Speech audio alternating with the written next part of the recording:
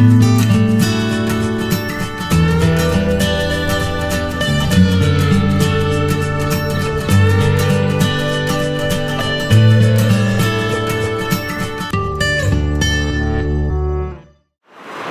the Udyoga Parva of the Mahabharata, after Krishna has finished his message of peace to the Kaurava court, almost everyone present there in the court knows that Krishna is making sense, but they're very scared to voice their thoughts to Duryodhana. But there are some wise men present in the court like Parshurama, Kanvarishi, Narada, and they try to advise Duryodhana through the modality of telling stories. And through these stories, they try to tell him that arrogance, obstinacy, avarice, greed, all of this will be punished. So one of the stories that Kanvarishi tells Duryodhana is the story of Indra's charioteer, Matali, who is searching for a groom for his daughter, Gunakeshi. And he's not impressed with any of the men that he sees around him. And he decides to search in the abode of the Nagas for a good groom. And helped by Narada, he descends into the below regions. And at first Narada takes him to the abode of Varuna. And here in this abode of Varuna, he comes across many beautiful weapons, including a bow. And this bow, Narada tells him, is known as the Gandiva, because it is made from the trunk of a tree. Now the translation for the word Gandiva as given in M.N. Dutt's translation of the Mahabharata is a bow which has many knots in it. Now I'm not able to figure out what it means, because traditionally in bow making, if the wood has many knots, then it's not a good piece of wood to make a bow. So what does it mean that it has many knots in it is something I don't understand. But this is the first time I'm coming across a description of why the Gandiva is known as the Gandiva. Like we know why Vijaya is called Vijaya, or why Saranga is called Saranga, or Pinaka is called Pinaka. But why the Gandiva was known as such, I personally did not know. And this is the first time that I came across this description here in this Udyoga Parva, that Matali sees this fascinating bow at the abode of Varuna, which is known as the Gandiva because it is made from the trunk of a tree, or maybe because it is made from bamboo which has many knots in it.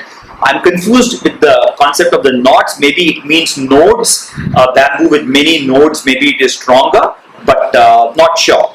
And the fact that Arjuna's own bow Gandiva has been derived from this. But we also know that it is Varuna who hands over the Gandiva to Agni during the Khandava Vana Dahanam, which is given to Arjuna. So maybe it is the same bow. So yeah, that was one thing. So Matali, along with Narada, now proceeds to the abode of the Nagas, and there he meets this wonderful Naga prince called Sumukha. And immediately is besotted and he wants this boy to marry his daughter. But Sumukha's grandfather tells him that there is a problem. And the problem is that Garuda has promised that inside a month he is going to eat Sumukha. And the grandfather says if your daughter were to marry Sumukha, she is going to be a widow in a month. But Matali is kind of fixed that he wants to marry his daughter to Sumukha. But Matali has a plan. And along with Narada and Sumukha, he proceeds to Amaravati, the abode of Indra. And there he finds Indra along with his younger brother Vishnu. And both of them are there, and Matali explains the problem. And Vishnu says that this problem is easily solved. Give Sumukha Amrita, the nectar of immortality, and everything will be fine. So Indra tells Vishnu, why don't you hand over Amrita to Sumukha? And Vishnu says, no, you are the big boss. I mean, you are the god of all the realms. So it is you, Indra, who should hand over the Amrita to Sumukha. Indra does not hand over the Amrita, despite having agreed to it first and having even instructed his younger brother Vishnu to hand it over. When Vishnu passes the buck back to Indra, Indra refuses to hand over Amrita, but rather he blesses Sumukha with longevity. And Matali is very happy with this. But the person who gets extremely unhappy is Garuda. Because Garuda has a boon from Indra that snakes will always be his natural food. So he has a very strong legal point here as to how can he be deprived of his natural food, and this is unfair. So Garuda storms into Vishnu's chamber and talks very arrogantly to Vishnu and tells him, I am such a strong person, I can bear this entire earth on one feather, of my wings. How can this be done to me? This is not right, and I protest. And Vishnu gets kind of a little miffed at Garuda's arrogance, and he tells Garuda, if you can bear the weight of my single arm, then you have some ground for making all these claims of yours. And Vishnu puts his arm on Garuda's shoulders, and Garuda sinks to the ground.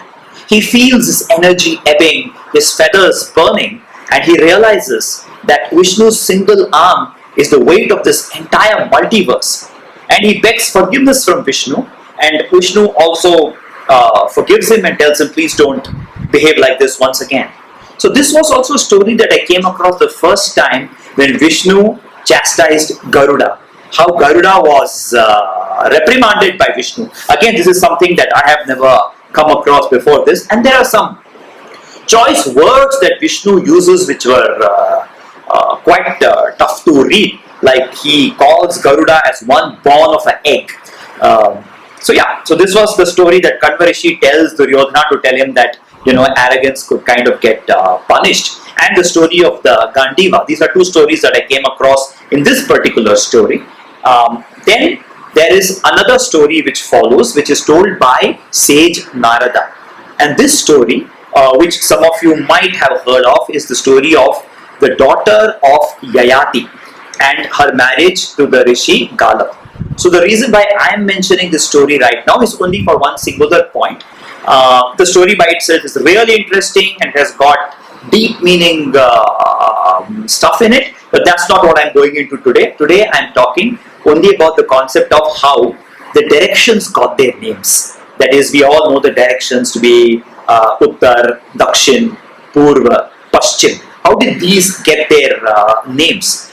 So without going too much into detail today, I will take up the story of Madhavi on another occasion.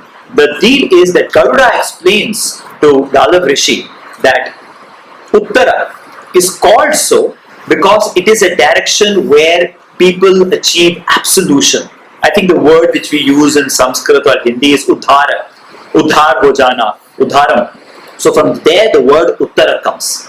And then there was a time when the sun god had done some yagya, etc. And then he had given as a gift to his preceptor a huge tract of land.